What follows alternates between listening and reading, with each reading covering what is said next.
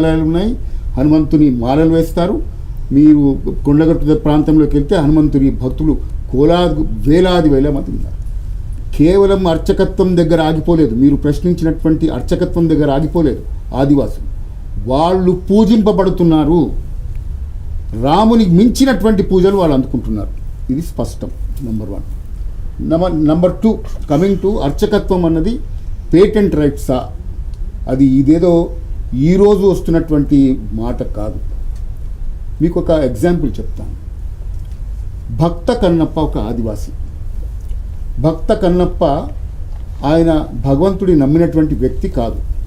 శివరాత్రి రోజున ఆయన భార్యామని ఈరోజు మనం వేటకు వెళ్ళొద్దు బావాను మామాను అని, ఈరోజు శివరాత్రి మనం ఉపవాసం ఉంటానంటే దానికి వ్యతిరేకంగా ఆయన ప్రయత్నం చేసి బయలుదేరి మంచి గొప్ప విలుకాడు. వేట కోసం ప్రయత్నం చేస్తే వేట దొరక్కపోతే ఆ ఉదంతం ఎంత గొప్పగా ఉంటుందంటే చివరికి ఆయన రియలైజ్ అయిపోయి శివుడికి మాంసం తీసుకొచ్చి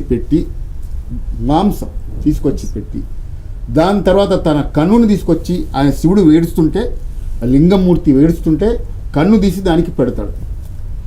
మరి ఇది అనాది కాలంలో ఎప్పుడో జరిగినటువంటి అడవిలో అనామకంగా జరిగినటువంటి సంఘటన. అగ్రవర్ణాలు వాళ్ళు దీన్ని అణిచివేద్దామంటే అది చాలా సులభంగా జరిగేటటువంటి ప్రక్రియ. భక్త కన్నప్పని ప్రాచుర్యం చేసింది ఎవరు?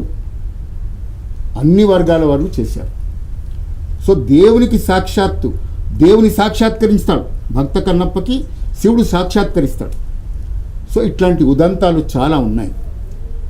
శ్రీమతి టిఎన్ సదాలక్ష్మి గారు, మా అమ్మగారు, ఆంధ్రప్రదేశ్ మొట్టమొదటి 9 శాఖలు నిర్వహించారు. దాంట్లో ప్రధానమైంది ఒక దళిత మహిళ దేవాదాయ ధర్మాదాయ శాఖకి మంత్రినిగా చేశారు. రిలవెంట్ కాబట్టి చెప్తున్నారు. ఆమె మంత్రిగా చేసినప్పుడు ఇక్కడ హైదరాబాద్ కలెక్టరేట్ ఆఫీస్ ఉంది కదా, ప్రస్తుతం అంతకుముందు రంగారెడ్డిగా ఉండేది, అది మా గృహం, అది మా ఇల్లు. ఆమె ఒక ప్రతిపాదన పెట్టారు. ఏంటి? దళితుల్ని యాదగిరిగుట్ట అంటారు, ఇప్పుడు యాదాద్రి అంటున్నారు. యాదగిరిగుట్టలో వాళ్ళకి ఇందాక చెప్పారు కదా, మారేడు మోహన్ గారు చెప్పారు, అందరు చెప్పారు, వాళ్ళకి వేద పాఠశాల ద్వారా ట్రైనింగ్ ఇప్పించి తిరుమల తిరుపతి దేవస్థానంలో వాళ్ళని నియమించేటటువంటి ప్రయత్నం. దేవాదాయ ధర్మాదాయ శాఖ మంత్రి కదా, దాని ప్రయత్నం చేస్తే విపరీతంగా, అది 60s కాలం, చాలా విపరీతంగా దానికి వ్యతిరేకత వచ్చింది, దానికి బెదిరింపులు వచ్చాయి, కానీ వెరవలేదు. కానీ ఈరోజు అమ్మగారి కళ ఈరోజు దాన్ని సాకరించడం జరిగింది. రీసెంట్గా మీరు కనుక గమనిస్తే దళిత వాడులకి వెంకటేశ్వర స్వామి కళ్యాణం తీసుకెళ్తున్నారు, దళిత గోవిందం అని తీసుకెళ్తున్నారు, టీటీడీ కళ్యాణం అని.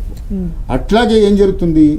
తిరుమల తిరుపతి దేవస్థానం వారు నిర్వహిస్తున్నటువంటి వేద పాఠశాలలో కులాలకు అతీతంగా, కులంతో సంబంధం లేకుండా ఎవరెవరైతే ఆగమశాస్త్రం దాన్ని చదువుకుంటారో, శివ ఆగమ శాస్త్రం కానీ లేకపోతే వైష్ణవాగ శాస్త్రం కానీ చదువుకుంటారో, చక్కగా వాళ్ళకి ఉచితంగా, వాళ్ళకి ఎటువంటి రుసుము లేకుండా భోజన సౌకర్యాలన్నీ పెట్టి వాళ్ళందరినీ నేర్పించి, వాళ్ళు చాలామంది దళితులే కాదు, మీరు గంగపుత్రులు అంటే బెస్తవాళ్ళు, చాలామంది బ్రాహ్మణేతరులు అని చెప్దాం. ఇప్పుడు ఇక్కడ బ్రాహ్మణేతరులు ఇంక్లూడింగ్ దళితులు, వాళ్ళందరూ పౌరోహిత్యం నిర్వహిస్తున్నారు, వాళ్ళందరూ ఉద్యోగం తీసుకున్నారు. రీసెంట్గా విజయవాడలో 800 మంది దళితులు, 800 మంది కేవలం దళితులు మాత్రమే విజయవాడ వీధుల్లో వాళ్ళు ప్రొసెషన్ నిర్వహించారు. మందకృష్ణ గారు దీన్ని గమనించాలి. పేటెంట్ రైట్స్ బ్రాహ్మణులకు మాత్రమే ఉండాలన్నది ఎప్పుడో నశించిపోయింది, అది ఎప్పుడో కనుమరుగైపోయింది. అందుకు పేటెంట్ రైట్స్ అని. ఇంకొక మాట చెప్తాను.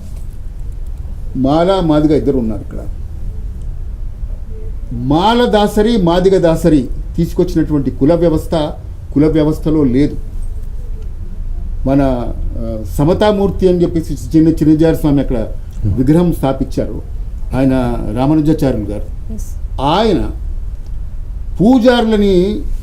పూజారి వ్యవస్థ దళితుల్లో కూడా కావాలని చెప్పేసి ప్రయత్నం చేసేటటువంటి క్రమంలో అప్పుడు నిజంగా కొన్ని వర్గాలు వాళ్ళు ఒప్పుకోనటువంటి సందర్భంలో దళితుల్లో కూడా పూజలు ఆగిపోతే కష్టమని చెప్పేసి మాదిగ దాసరి అని దాన్ని ప్రయత్నం చేసి దాన్ని స్థాపించి ఇప్పుడు మా దాంట్లో వాళ్ళ దాంట్లో జరిగినటువంటి పెళ్ళిళ్ళు కానీ లేకపోతే ఇతరత్ర కార్యక్రమాలు కానీ మానదాసరి, మాదిగ దాంట్లో మాదిగదాసరి. ముఖ్యంగా సాగు క్రమంలో వీళ్ళు చాలా జంగమయ్యలు అంటారు తెలంగాణ, వాళ్ళే నిర్వహిస్తారు. నిజం చెప్పాలంటే వీటికి కొన్ని దాంట్లో బ్రాహ్మణులకు ప్రవేశం లేదు, రివర్స్. అవునండి, ప్రవేశం లేదు. సో ఇవన్నీ గమనించుకోకుండా మీరు తెలియకుండా ఇంకొక మాట చెప్తాను. కొలన్పాక సమరస్త ఈరోజు వచ్చింది కాదమ్మా, సమరస్త ఏనాడో వచ్చింది, ఎప్పుడో వచ్చింది.